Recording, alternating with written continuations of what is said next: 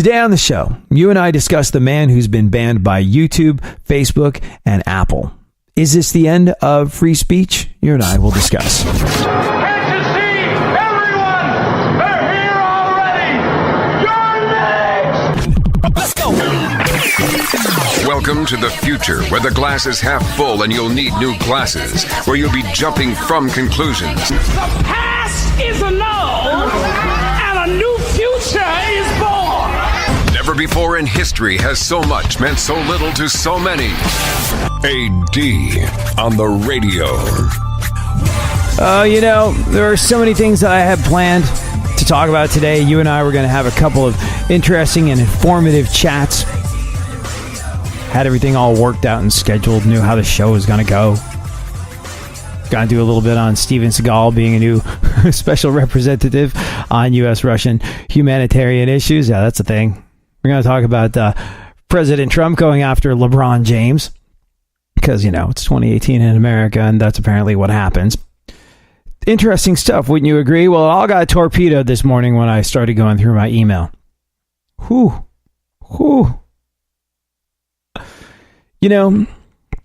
Oftentimes I'll get people going, you got to talk about this. You got to talk about that. There's this one thing I'd like for you to address. I'm curious to see what you have to say about this. And usually there's a few different subjects that wind up in my email inbox on a given morning. But this morning, the overwhelming majority had to do with one thing and one thing only, or one man and one man only. And that would be Alex Jones. Oh my gosh. First and foremost, I can only imagine that because of the volume of email I've gotten about Alex Jones, I can only imagine we share some listeners. Clearly he's like a media giant. I'm a carbuncle on the posterior of men like Alex Jones in terms of my reach and audience size and all this sort of stuff. But nevertheless, AD, you got to say something. You got to do something. I don't care if you agree with him. You can agree about this. This is a matter of freedom. This is a matter of free speech. We need you to speak the truth on this one, AD. And speak the truth. I shall. I don't know if it's the truth you're going to be interested in hearing, though. Maybe it is. Maybe it isn't. I don't know. It depends how you feel about Alex Jones. Now, here on this show, we've done a rather good job at successfully drawing from equal sides of the political fence. We got some lefties, we got some righties that come here for daily conversation. We've got some undecideds. We've got all manner of folk. And look, I think that's kind of become the goal of the show, to gather as many people with as many different opinions as we can in one place, share them, and maybe, learn from each other as opposed to attacking each other. That's kind of the general gist of what I'm all about around here. And I don't know why you continue to come here, but I thank you for it, and I hope it has something to do with that. I really do. It's my little way of trying to leave the world a bit better than I find it every single day. My way of doing what I can to bring people together, to fight division, to take some of our power as citizens back from the politicians that want to keep us separated, want to keep us in our own corners, want to keep us in a place where we don't talk to each other. That's where it becomes dangerous, where we don't talk to each other. So here's a place for people to talk. And, man, the Alex Jones thing, this is a pronounced thing. This is a big thing. I don't know if you've been following it or not. I don't know if you're aware of the events of the last day or so. But let me preface all of this by telling you what I know about Alex Jones. Not a lot. Here's the thing. I don't really listen to a lot of folks. I would love to. I'm in this world where, there's some great people doing some truly great work that I don't get a chance to listen to at all. I'm on like 25 different stations. I've got like 25 different bosses, and they all leave me 25 different to-do lists at the end of the day. So it results in not a lot of listening time. I do a lot of talking on the radio. I don't get to listen to anywhere near as much radio as I would like to, or podcasts, or whatever form of entertainment, especially during baseball season, as I cling steadfastly to my drowning New York Mets and loyally live tweet 162 baseball games a year, no matter how they're going. I don't have a lot of time to listen to a lot of other stuff. So if you're asking me to comment about the content of Alex Jones's show, I really can't do that because I don't listen to the guy. But here's what we know. Facebook has shut down InfoWars. That's his thing, right? It's InfoWars? Yeah. Facebook has shut down InfoWars page saying that Alex Jones used hate speech, or InfoWars used hate speech. And he's been shut out of, I think, 3 major kind of digital media platforms. He got shut out of Facebook. He got shut out of YouTube, I believe, and he got taken off of the. He's no longer on iTunes. You can't get his podcast on iTunes anymore.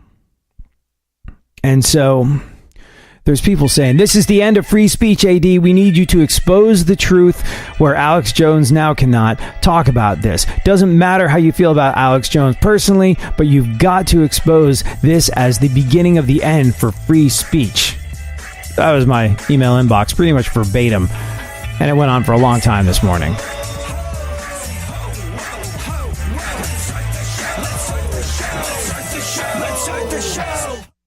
Real radio. 104.1.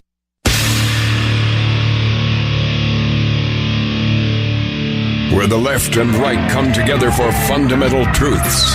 AD on the radio, on Twitter at ADSXE.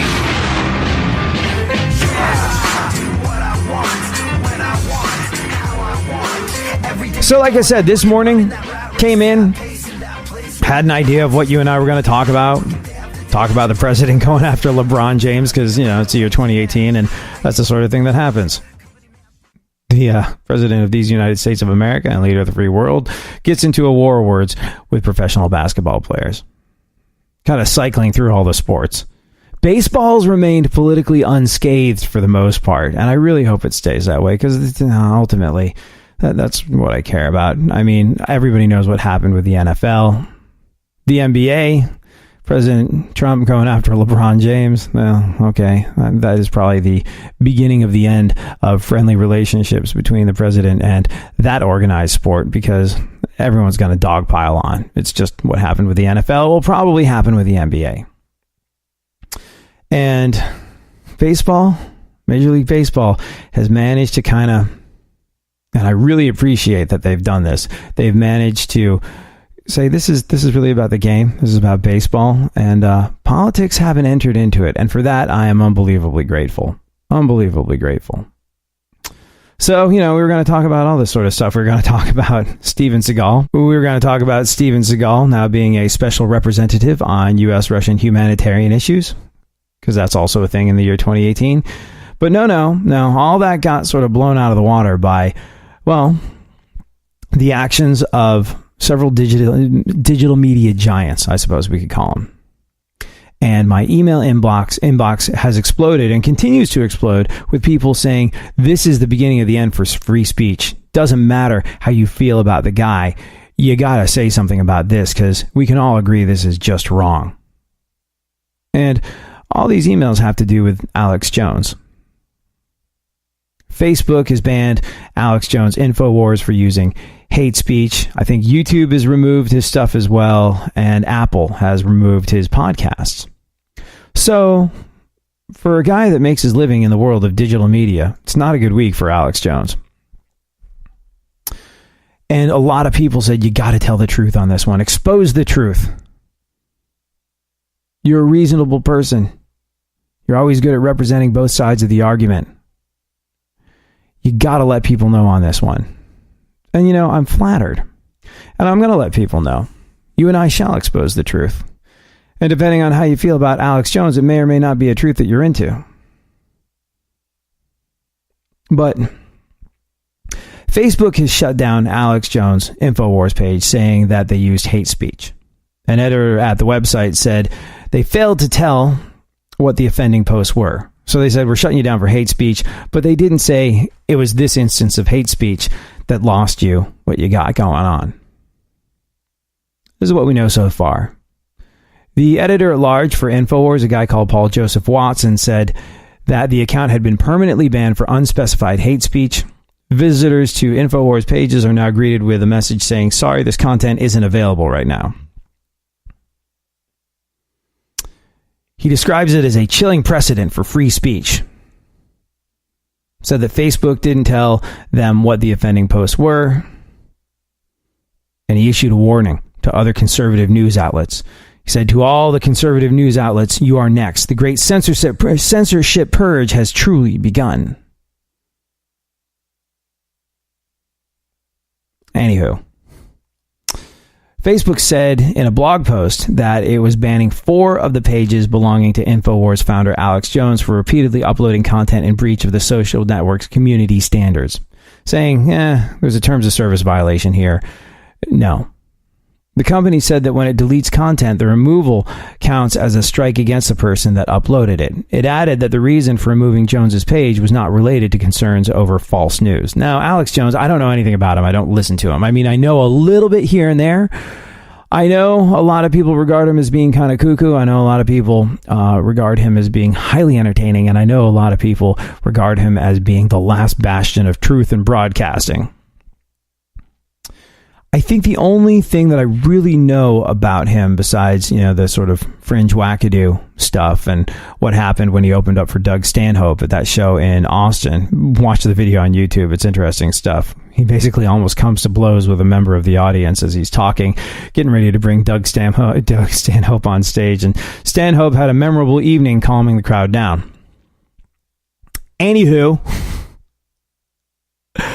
the only thing that I really know about Alex Jones is he did that thing.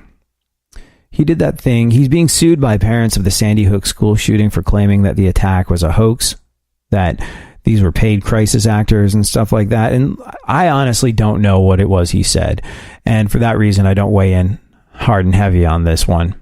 Because like I said, I don't really have time to listen to the Alex Joneses of this world or anyone. I would love to do a lot more listening than I do. That, to me, just if I read the headline and if I'm making up my mind on the situation based on a headline, that was a tremendously uncouth and irresponsible and inhumane thing to do, I suppose is the best way of describing it. It seemed like an inhumane thing to do based on the sort of blanket headline that I took in with regard to him doing the claiming that the Sandy Hook school shooting was a hoax. But beyond that, don't know a lot about the guy, but I have no problem reaching a decision with regard to free speech and his pages being shut down.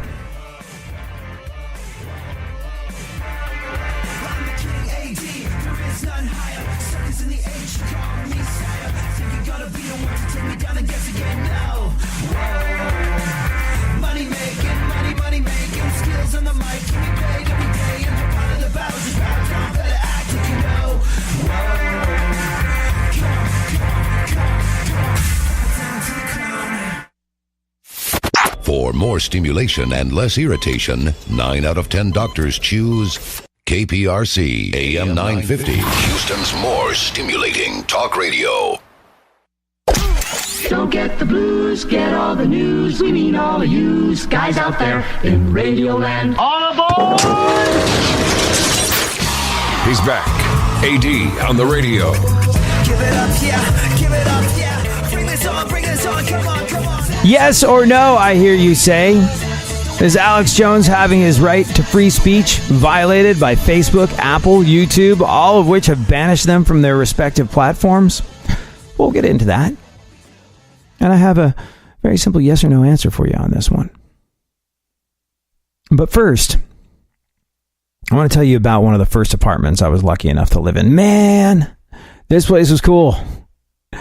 You and I have talked about this a bunch, but I grew up in London, and I kind of, during my youth, had this very sort of planned out trajectory my life would take. I'd been playing drums, studying music since I was like 4 years old, and I was going to go to Tufts and New England Conservatory of Music, and my mom was super stoked about it because my mom was a professional musician, a classical cellist, and I said, I want to make rock and roll music, Mom. And she said, well, here's the thing. There's a foundation. There's one ingredient. There's one musical ingredient. I remember she used these exact words. She said, if you want to make music, There is one ingredient, and you can chop it, you can dice it, you can slice it, you can fry it, you can bake it, you can do anything you want with it. But that one ingredient is in absolutely every other type of music. And that is classical music. If you want to be a musician, you've got to get a classical music education. And, I was kind of high-minded enough to think, well, I want to do jazz and I want to do rock and roll, but, mom's right and she's a professional musician and, more knowledge is a good thing.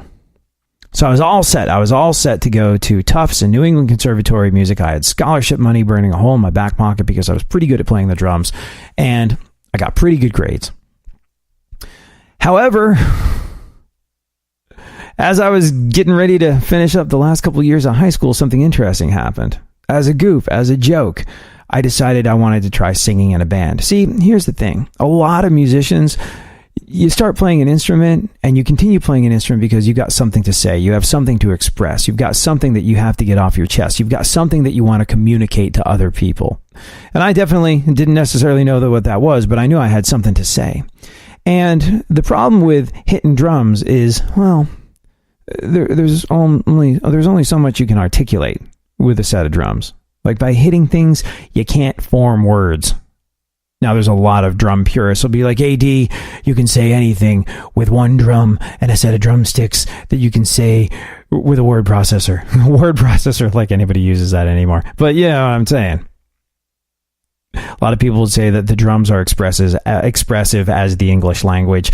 I never achieved that level of success with expression through drumming. So I decided I wanted to sing. Wasn't a singer, never had anything. And I couldn't even really sing. But then I discovered I could rap because I spent my life as a drummer. So I had a very good understanding of rhythm.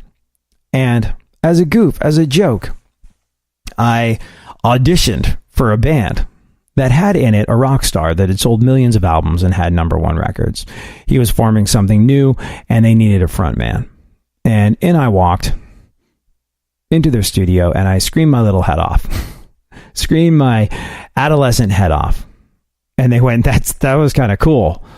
And I rapped, and I screamed and shouted a lot, and they went, this is badass.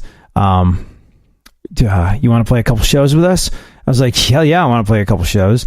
Well, because there was a rock star in the band, at the second show, every record label executive in London was there. It was my second time on stage as a singer, and all of a sudden, bazinga, I had a record deal. It was a weird twist of fate. It was a strange thing that happened. But it kind of put me in a quandary where I had, like I said, this future all neatly mapped out where I was going to go study jazz and classical music at the New England Conservatory of Music, one of the finest music schools in the world. And, well, I was like, I got offered a record deal. And my mom was like, right, but you're going to music school, right? Like, this is not serious. I was like, oh, it's serious. You offer a teenage boy the choice between a dorm room and a tour bus, and guess what? That kid's going to take the tour bus every single time. I speak from experience on this one. So there I was, kind of sort of finishing up high school and in this weird position where I had this record deal and, was starting to play shows and go places and do stuff. And we had an opportunity to headquarter our studio, this demo studio that we had where we were writing our album, in somebody else's apartment. Our manager's brother owned an apartment at the very top of a high-rise building in King's Cross. Man, my young mind about exploded at the prospect. Because not only could we dump all our studio equipment up there, not only could we make demos without disturbing anyone because we were on the top floor and there was no one below us and no one above us. We could make noise at all hours of the day and night. And then we were there in King's Cross. Now, I don't know if you're familiar with London, but King's Cross is one of the sort of hubs, one of the centers of London. There is a lot going on. There is a rock club kind of right across the street where my band actually got our record deal. We played the show that got us the deal there. So I was kind of like, I went from being this high school kid to being this kind of, rock star in waiting that could walk into any club in the area and get in and, kind of be treated like royalty. It was a very strange experience for my young mind to take in, but I did enjoy it rather a lot. And so we were in this studio space, which was really just the top floor of a high-rise apartment building in King's Cross, one of the most bustling parts of London. And I'm having a great old time. And not only that, this apartment was pretty much empty.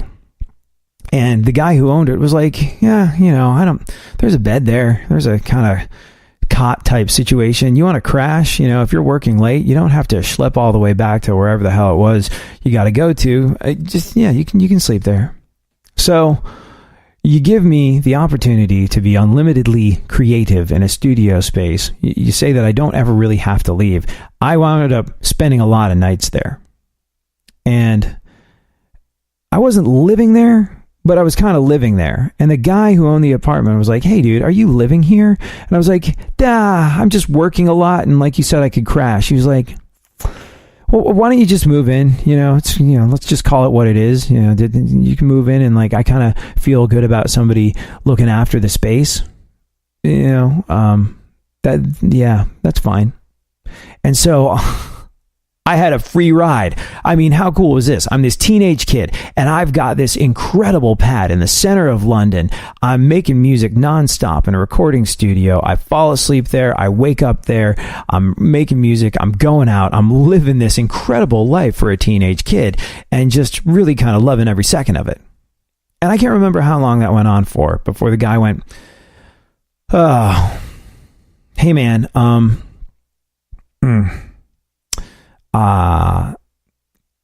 going to have to start charging you rent. Can I start charging you rent? Can you swing that? I was like, yeah. And he knew my situation. He knew I wasn't money bags. I mean, I had this record deal money burning a hole in my pocket. I had no other expenses because I was a kid. So I had about enough money to cover the meager amount of rent he suggested. And I didn't know what rent for that building in that time would have been. But looking back on it now, boy, did I have a sweet deal.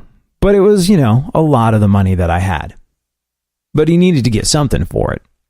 So I was kind of living there, paying a teeny amount of rent and making music nonstop. And like I said, it was the greatest time of my life in many ways. This is a sort of thing that musicians dream of. I'm going to have a studio in my home. Lots of people never get it. I had a studio in my home when I was like a wee strip of a lad. And that home happened to be at the hub of everything. It was the freaking greatest. My friends would come over. They're like, seriously, this place is yours? Yeah, you want to go out to the roof and look at all of London, all 9 million people? You want to look at the city lights? We can do that from my place. How do you afford this? Hey, man, I'm a rock star. My friends from high school couldn't freaking believe it when they would come over. And neither could I. I couldn't believe my luck. And then eventually my friend came back to me. Or our manager's brother came back to me. He said, dude, all right, man, I got to do something real with the apartment. It's been, and I couldn't remember how long it had been. It had been months. But he was like, this arrangement we've got isn't going to work anymore. I can't have you here anymore. And at the time, I think he just needed more rent money, or I don't know if he sold it. You know what? To be honest with you, I don't know. I don't know what happened to that apartment afterwards. I'd love to know now. Oh man, if knowing now what I know then, I would have bought it from him in like 2 seconds.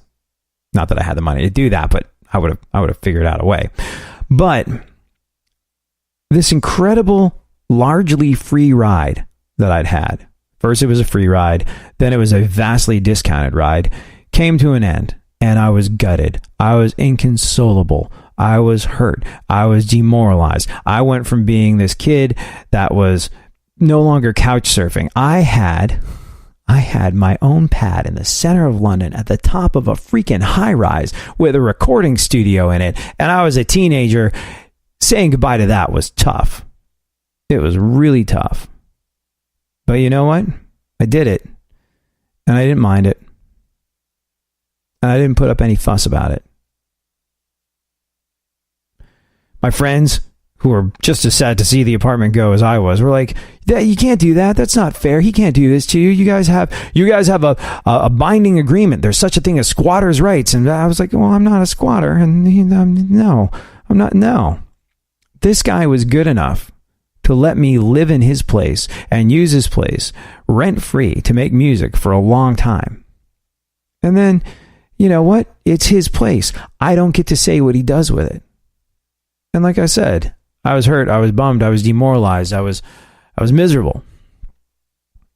But ultimately, I knew that this apartment belonged to him, not to me. And therefore, as great as a run as I'd had there, I got no part of the decision about its future. Now, if you're clever, which I know you are, you're probably already starting to connect this in your mind to the situation with Alex Jones. Like I said, I woke up this morning and my inbox was deluged with people angry about Alex Jones being shut down. Alex Jones' InfoWars page was taken off of Facebook, like 4 of the different pages, because of hate speech was what Facebook said. And he's been permanently banned from Facebook. They banned 4 of the pages. They said this in a blog post. 4 of the pages belonging to InfoWars founder Alex Jones for repeatedly uploading content in breach of the social network's community standards, saying hate speech. All 4 pages, this is a quote from Facebook, all 4 pages have been unpublished for repeated violations of community standards and accumulating too many strikes.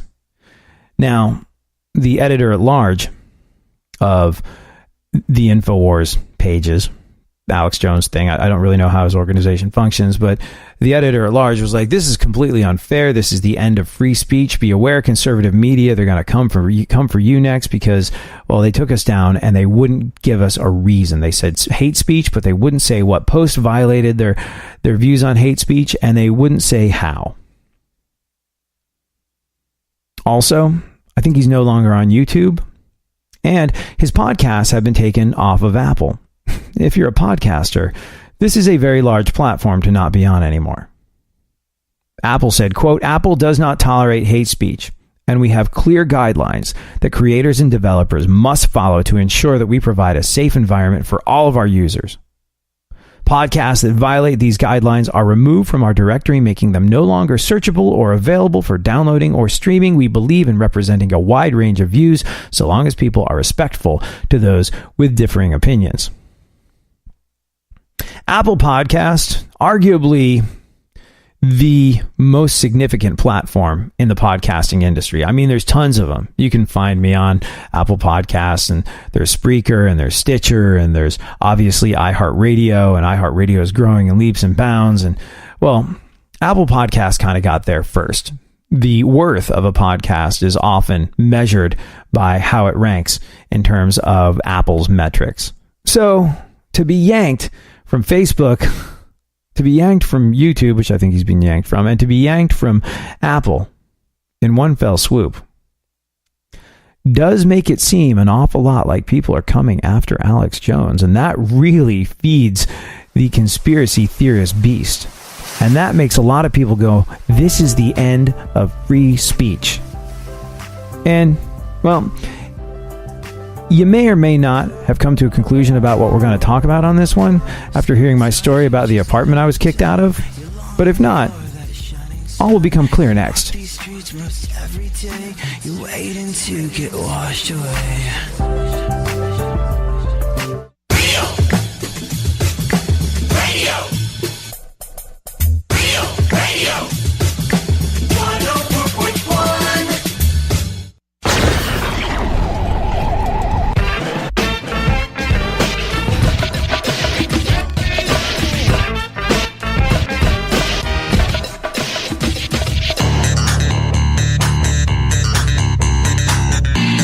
Now, more AD on the radio. Back once again, the ill behavior, delivering and giving you my musical savior. Back once again, it's your boy AD, and can't nobody rock a body better than me.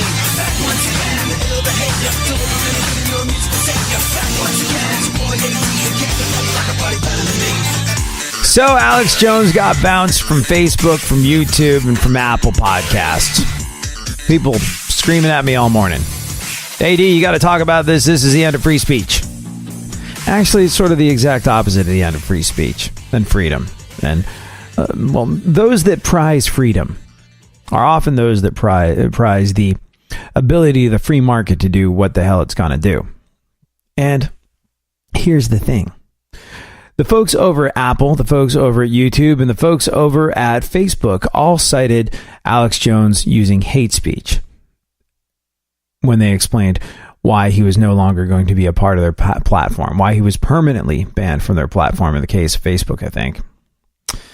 And you know what? They didn't have to do that. They don't have that responsibility. We did not elect Mark Zuckerberg. Facebook is not a right that is assured to us thanks to our tax dollars. You could argue that Facebook are completely partisan and don't give an adequate voice to people of opposing views. And you know what? That's Facebook's right. Constitutional, God-given, America-given right to do that. The fact that they offered up the explanation that, hey, this had to do with hate speech, well, that was a courtesy on their part, but they were in no way, shape, or form obligated to do it. Facebook have a responsibility to no one other than their shareholders. The end. Maybe they're advertisers if they take money from people. And you know, there's a lot of folks that get bent out of shape about Facebook and Google and YouTube and Apple and all these things because people's livelihoods and careers are based on these things. I had a friend whose main job was making MySpace page codes. Do you remember this back in the day? MySpace was a thing, and some folks figured out that you could write code that would make them look a different way. Oh man, you can customize MySpace. And this guy had a job. He charged massive amounts of money changing up MySpace pages. And then MySpace just sort of disappeared. And with it went a big chunk of his business. Then he had to reinvent because his business was based on someone else's business. There's the old expression, you don't want to build your house on rented land. And there's a lot of people in the world of broadcasting that have made money hand over fist off of Facebook. Hey, we're going to post this on Facebook. It's going to drive traffic to a website. That website is going to get all these clicks, and the website will therefore be worth more, and the cost of our digital advertising is going to go up, or people are going to buy more of our product. And Facebook, like a crack dealer, let that go for a long time. They allowed people reach. They allowed people to make money off of their business model. They entice people onto their platform to the point where entire businesses were based on driving traffic with Facebook. And then Facebook went, you know, that reach that you had up until a little while ago, you're going to have to pay for that now. And people didn't have a choice. Those that could afford it and wanted to stay in business reached into their pocket and went, we've got to do this. And people went, it's not fair. People went, Facebook and YouTube have changed things and they're destroying our business and they're destroying our reach. And you and I have a relationship. So please, subscriber, make sure that you go to my page every single day. Otherwise, Facebook might be hiding my post from you. YouTube might be hiding my post from you. Blah, blah, blah, blah, blah. And here's the thing. As much as it might seem predatory, as much as it might seem unfair, that's the free market.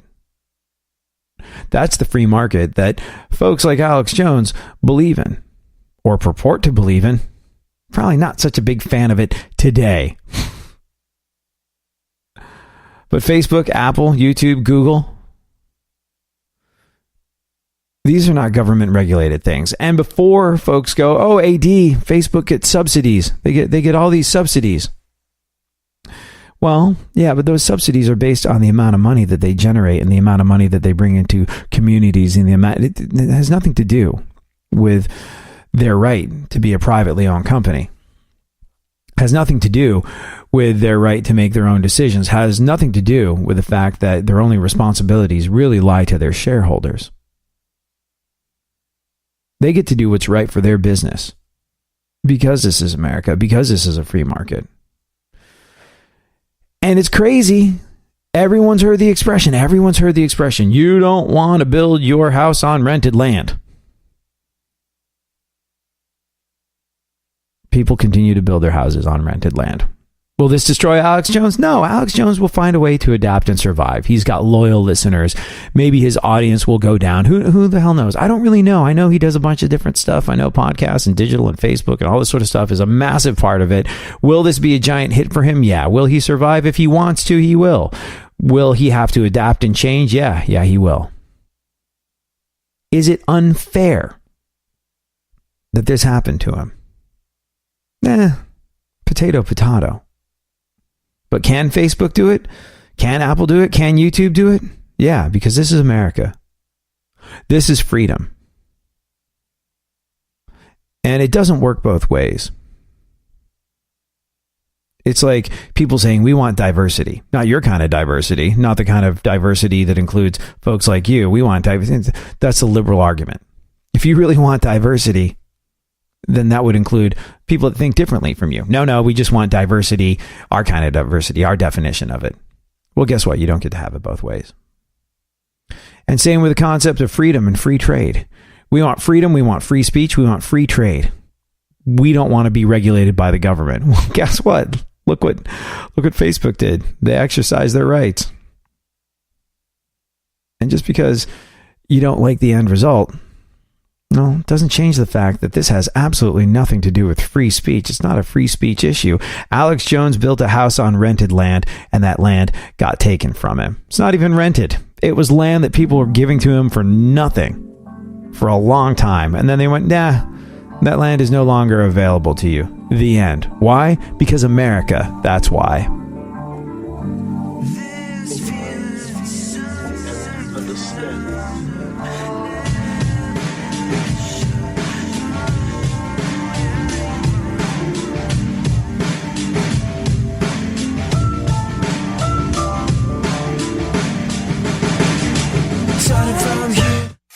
Leave the stimulation to the professionals. Everyone is so smart. KPRC, more stimulating talk radio. There's something happening here, and you should know what it is. The dumbing up of America. Now, more AD on the radio. So, I did something this past weekend just gone by that I try never to do. I grocery shopped on a Saturday. For the longest time, I've always done my best grocery shopping at like 1 in the morning. I was a night guy at a radio station for a long time, so what do? You pick up groceries after you're done with your shift, and there's no one in the store, and it's like the greatest thing ever. But as I went to pick up the things that I needed to get to sustain myself over the weekend, not knowing how I wound up in this predicament. It's so crowded. People are so tense. The aisles seem smaller. Nobody's kind of getting out of each other's way fast enough. And like all you're trying to do is like look at some stuff on the shelf. Do I want this one? Do I want this one? I don't know. And people are like, and you're like, I'm standing in front of it while I'm choosing it. This has to be allowed. And there's like constant traffic. Never go to the grocery store on a Saturday ever. And it occurred to me, it's been a long time when I got to the checkout portion of the whole experience. It's been a long time since we've had those self-checkout things. And still, there's that one woman who kept coming over to us being like, here, no, let me fix that. Let me reset that. Are you here? Like, it was the weirdest thing. Because I was like, man, you would have thought that these self-checkout things, having been around as long as they have, A, people would know how to use them. B, they would work the way they're supposed to work. Neither of these things is true. So it turns out what Patton Oswalt predicted in the past was, thankfully, for the woman that was helping us with stuff, wrong. Robots work in my grocery store now.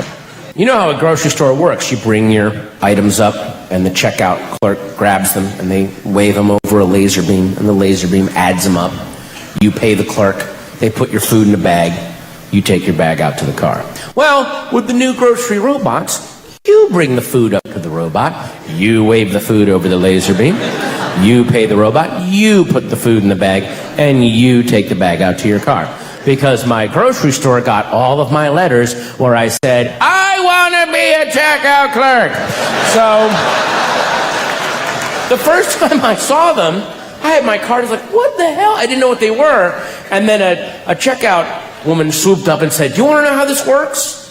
Which broke my heart. She's already working as a checkout clerk.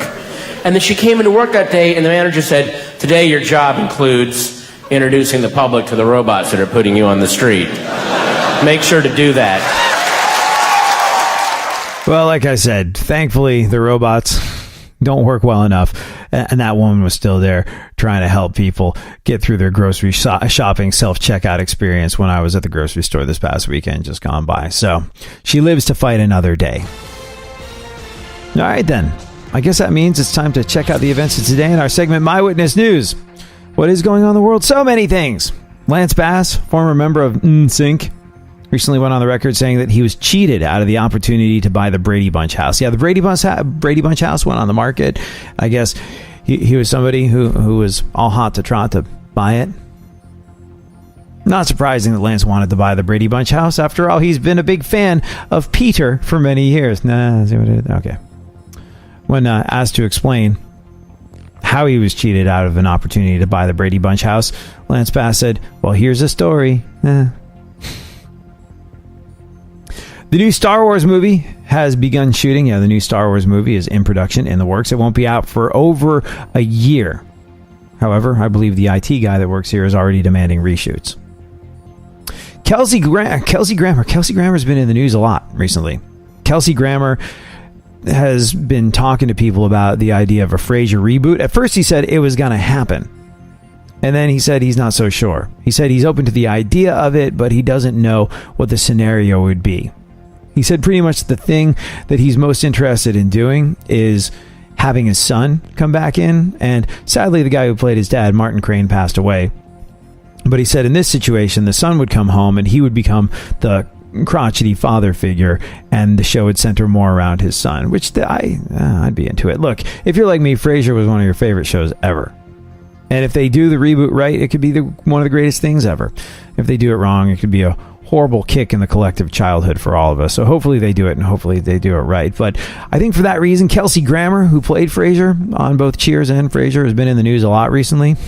And, well, it turns out Kelsey Grammer got his wife's name tattooed on his crotch. Yeah, Kelsey Grammer got his wife's name tattooed on his crotch so he won't cheat. To which Khloe Kardashian replied, let me know if that works. Speaking of the TV reunions, I mean, look, there's the idea of the Frasier reboot. There's the idea of the Facts of Life reboot. That was kind of a big one. Did you see this? Facts of Life are... The Facts of Life, I think, is just about to happen. Like, it was announced this weekend, and the same weekend, Charlotte Rae dies. Charlotte Rae from Different Strokes and its spinoff, The Facts of Life, passed away. And she was 92 years old. She played Edna Garrett, a.k.a. Mrs. G, on both shows. She got an Emmy nomination for Best Actress in a Comedy in 1982. She also did 2 Facts of Life TV movies. Her last acting role was in the 2015 movie Ricky and the Flash. There's no word on a cause of death yet, but she was diagnosed with bone cancer last year, and well, she was 92 years old. So, there you go. Other people are saying that Leonardo DiCaprio or Jessica Biel killed her because coincidentally, just 2 days before Charlotte kicked the bucket, a Facts of Life reboot was announced that Leo and Jessica, of all people, are developing. Of course, they're not actually going to be on the show. They're just executive producers. All we know is that it'll be a modern take on the story, which was about a house mother and her students. There's no indication that any of the former stars would be back, but apparently Charlotte wanted to be a part of it. Yeah, which is too bad. The original ran for 9 seasons on NBC from 79 to 88. There were 209 episodes, more than The Office, Seinfeld, How I Met Your Mother, and According to Jim, which, let's be real here, felt like it was on forever. It also offered George Clooney one of his earliest acting roles. So, there you go. Sad, right? Yeah, I liked her. I liked her a lot. I mean, I got to be honest, Facts of Life and Different Strokes were a little before my time, but I saw enough reruns to know who she was, and I don't know, she was kind of all of our matronly mother figure in America for a little bit. But there's all this talk of TV reboots. Seinfeld, Frasier, Facts of Life, obviously. Full House became Fuller House, and Roseanne did what it did, and now it looks like there's going to be a Roseanne-less Roseanne. But because of all this, there's massive speculation about a Friends reunion.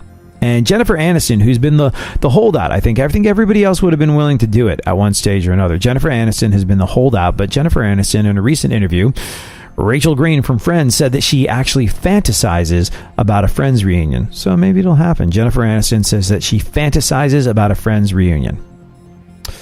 To which David Schwimmer, who played Ross's money manager, replied, yeah, me too. Oh, man.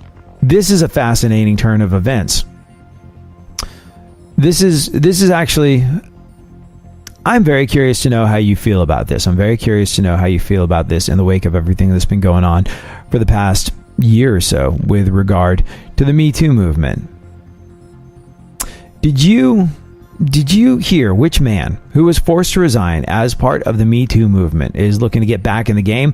You know, this is a very interesting one because, well, there's no element of he said, she said to what this guy did.